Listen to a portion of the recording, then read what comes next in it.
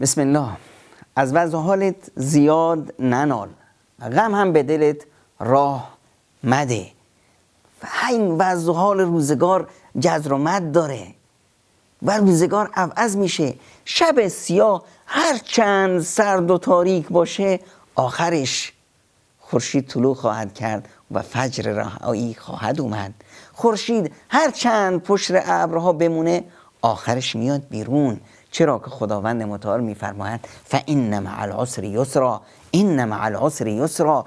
با هر سختی و مشقتی آرامش و گشایشی هست، با هر بلایی سعادت و خوشبختی خواهد بود. پس وقتی خدا رو داریم چه غم داریم؟